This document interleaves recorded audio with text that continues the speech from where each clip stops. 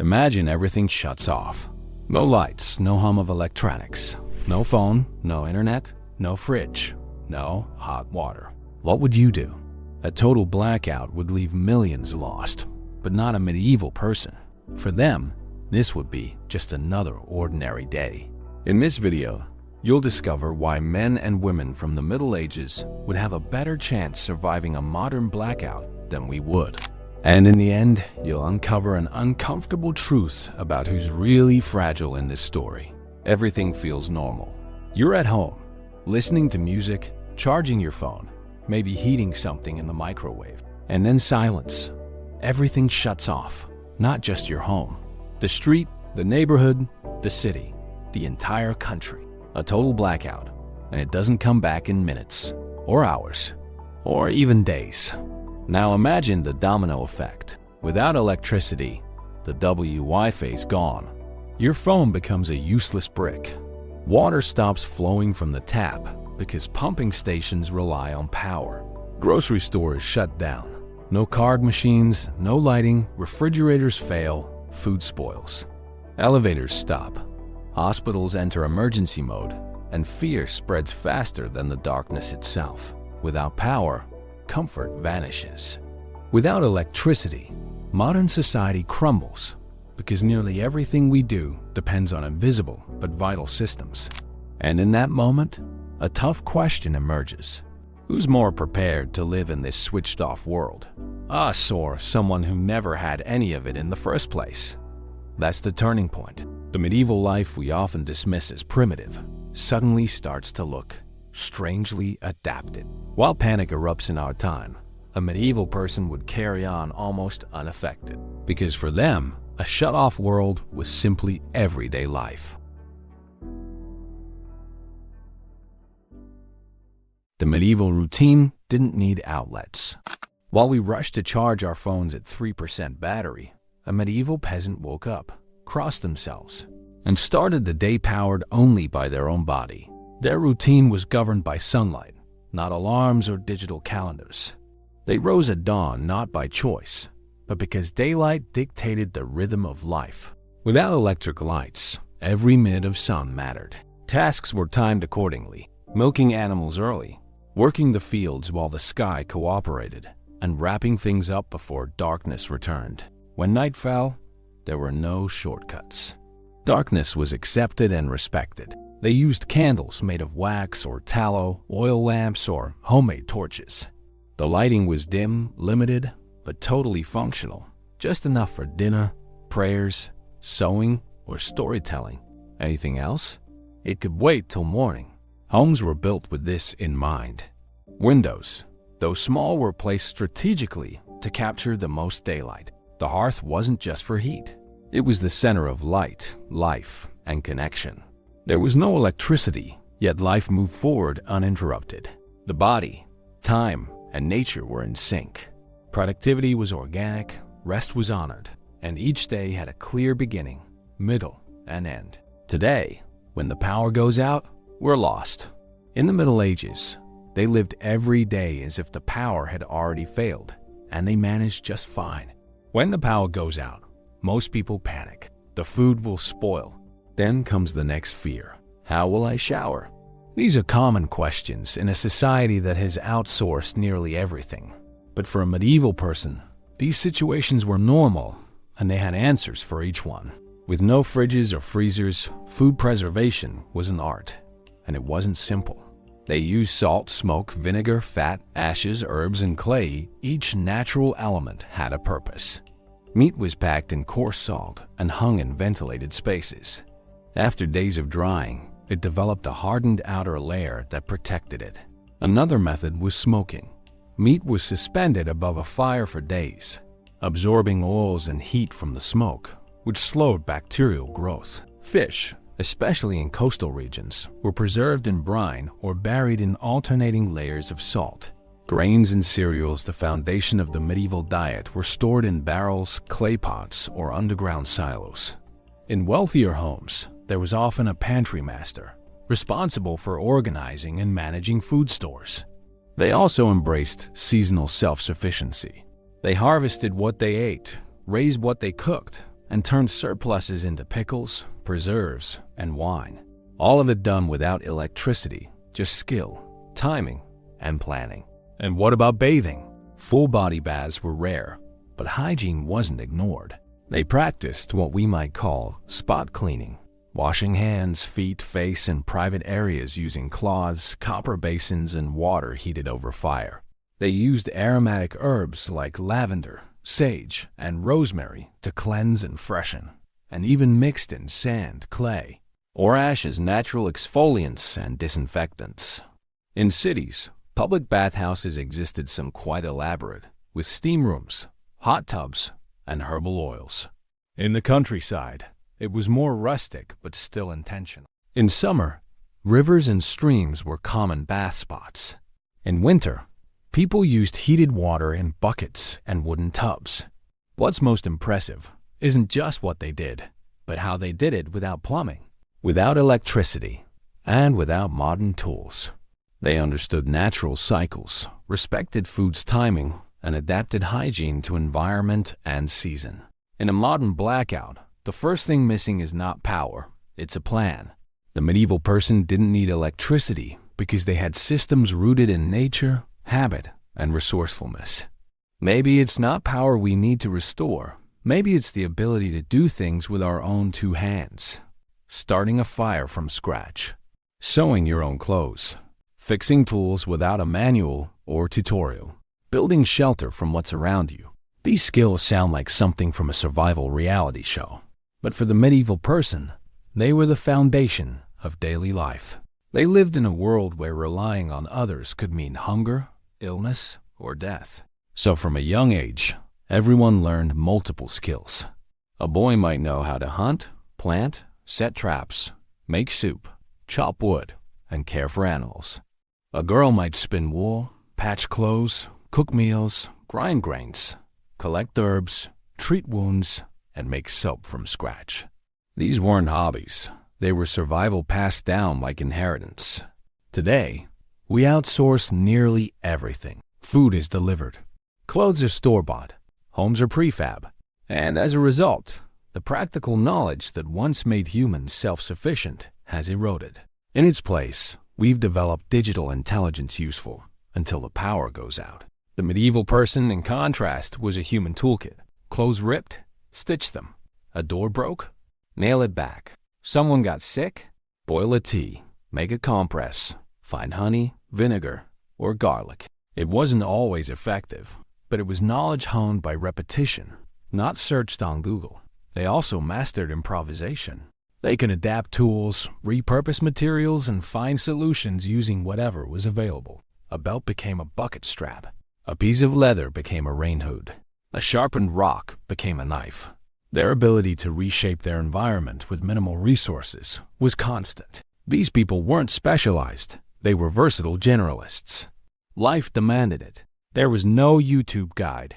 Everything was learned through watching, trying, failing, repeating. And here's the uncomfortable truth. Today, being unable to fix or understand what we use has become normal. We rely on services, machines, deliveries, apps, and when the system fails, we freeze. Not because of the cold, but because we have no fallback plan. The medieval person didn't need a plan B, because plan A was always grounded in adaptation. Maybe in this age of artificial intelligence, we don't need smarter tech. We need smarter hands, calmer minds, and instincts that haven't been dulled by comfort.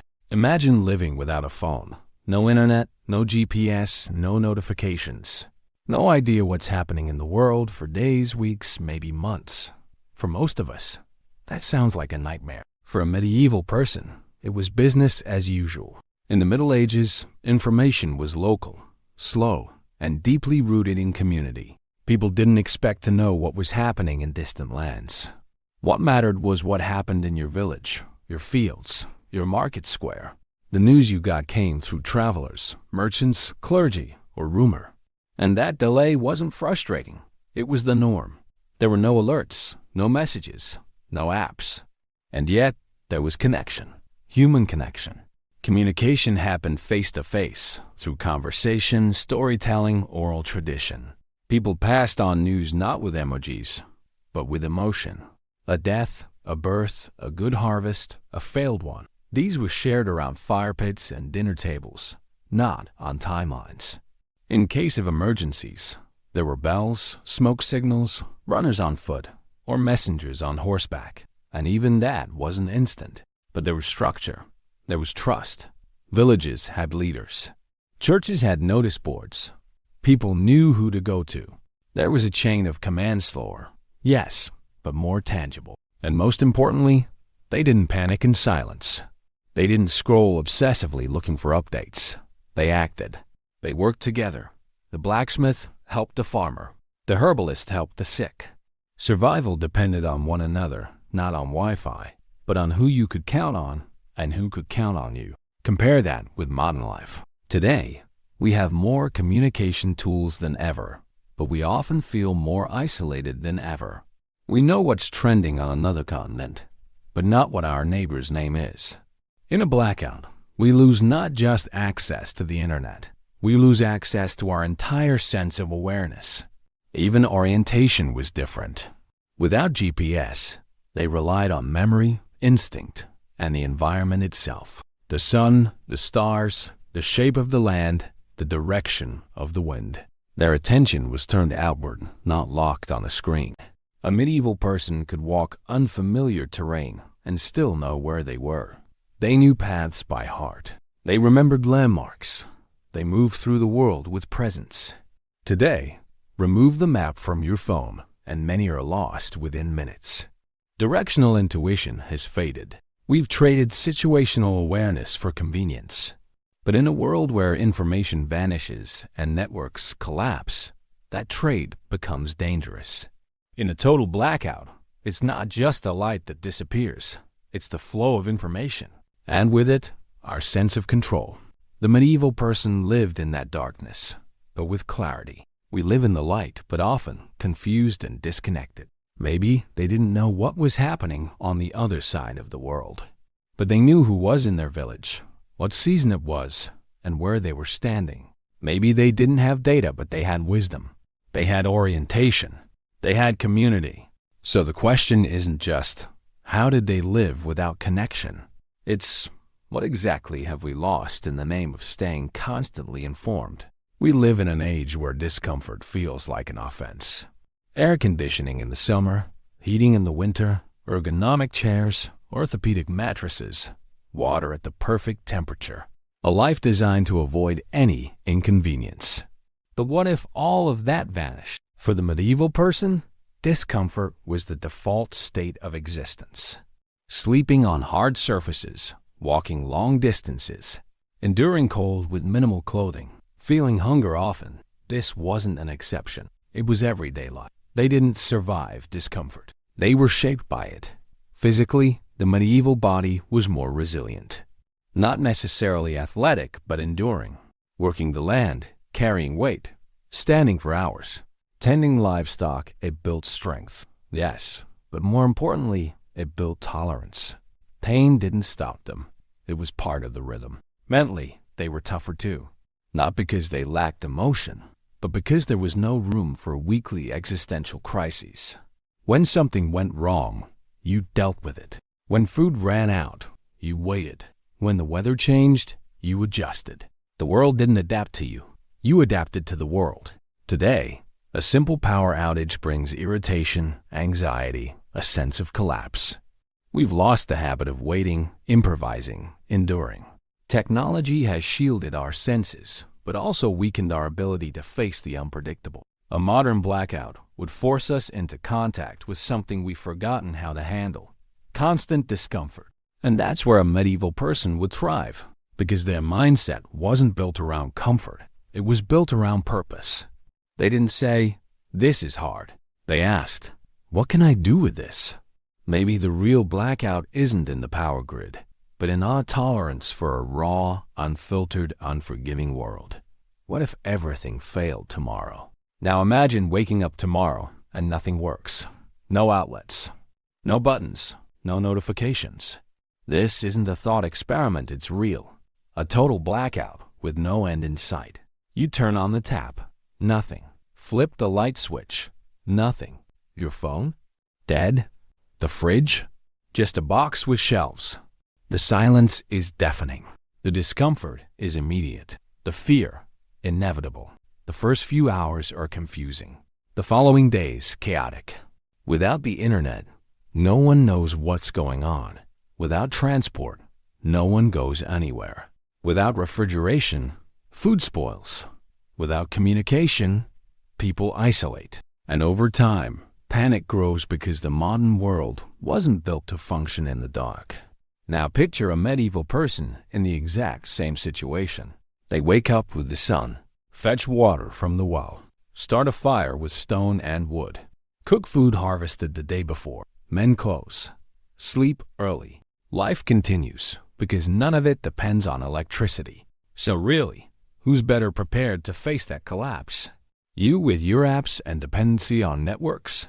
Or them with their hands, senses, and a body trained by necessity? This isn't just a metaphor. It's a test of resilience, autonomy, and real-life capability. Because if everything failed tomorrow, the one we call primitive might not be the medieval survivor. It might be the modern human who can't function without the present. We grow up believing we've evolved, that we're smarter, more efficient, more prepared. We look back at the Middle Ages with historical arrogance, as if they were the primitive ones and we are the advanced. But what if we're seeing it all backwards? They lived with little and knew how to do a lot. We live with everything and depend on every part of it. A power outage shakes us. A system failure stalls services. A single technological glitch is enough to reveal how our self-sufficiency is just a digital illusion. The medieval man, with his rough, simple life, was deeply adaptable. He felt hunger, pain, and cold, but he knew what to do about them. He knew how to act, endure, and continue. We feel all those things too. The difference is, we no longer know what to do with them. The hard truth is, under the modern light, it's not the medieval person who seems fragile. It's us.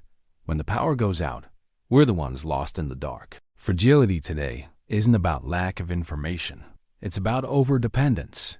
It's not a lack of comfort. It's a lack of readiness. Yes, technology elevated us, but it also protected us so much that it cut us off from the raw world we were built to survive in. And maybe, in the end, the medieval person really could survive a modern collapse. But the modern human might not survive life as it has always been.